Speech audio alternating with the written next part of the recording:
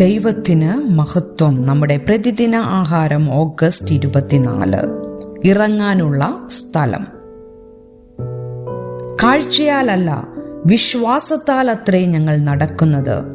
അപ്പോസ്തലനായ പൗലോസ് കൊരിന്ത്യർക്ക് എഴുതിയ 2-ാം ലേഖനം 5-ാം അധ്യായം 7-ാം വാക്യം.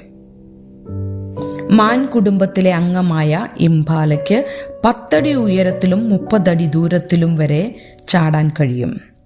ഇത് അവിശ്വസനീയമായ ഒരു നേട്ടമാണ്. ആഫ്രിക്കൻ വനത്തിലെ അതിജീവനത്തിന് ഇത് അനിവാര്യമാണ്. എന്നിരുന്നാലും മൃഗശാലകളിൽ കാണപ്പെടുന്ന പല ഇംപാലകളെയും വെറും 3 അടി ഉയരമുള്ള മതിൽക്കെട്ടിനുള്ളിലാണ് പാർപ്പിച്ചിരിക്കുന്നത്. ഇത്രയും കായികശേഷിയുള്ള ഈ മൃഗങ്ങളെ എങ്ങനെ ഇത്രയും ഉയരം കുറഞ്ഞ മതിലിനുള്ളിൽ സൂക്ഷിക്കാൻ കഴിയും?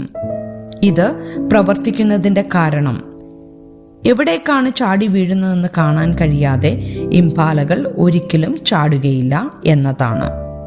മറുവശത്ത് എന്താണ് എന്ന് കാണാൻ കഴിയാത്തതിനാൽ അവ ചുവരുകളിനുള്ളിൽ തന്നെ കഴിയുന്നു.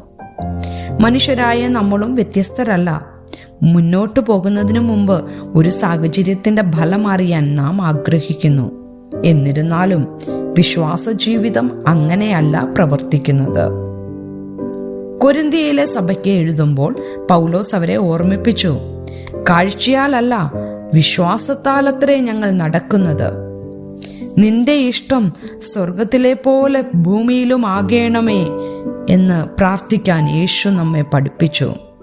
എന്നാൽ അതിനർത്ഥം നമുക്ക് യേശുവിൻ്റെ ഫലങ്ങൾ മുൻകൂട്ടി അറിയാമെന്നല്ല. വിശ്വാസത്താൽ ജീവിക്കുക എന്നതിനർത്ഥം ആ ഉദ്ദേശങ്ങൾ നിഗൂഢതയിൽ മറഞ്ഞിരിക്കുമ്പോഴും അവൻ്റെ നല്ല ഉദ്ദേശങ്ങളിൽ വിശ്വസിക്കുക എന്നതാണ്.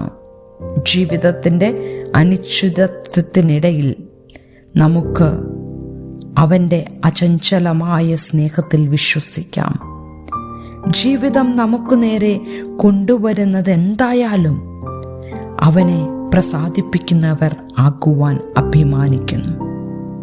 ചിന്തിക്കുക, ഏതൊക്കെ മേഖലകളിലാണ് നിങ്ങൾ സ്വീകരിക്കേണ്ട അടുത്ത ഘട്ടം കാണാൻ നിങ്ങൾ പ്രയാസപ്പെടുന്നത്?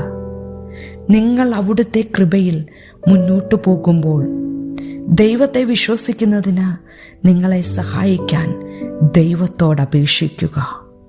ദൈവത്തിന് മഹത്വം.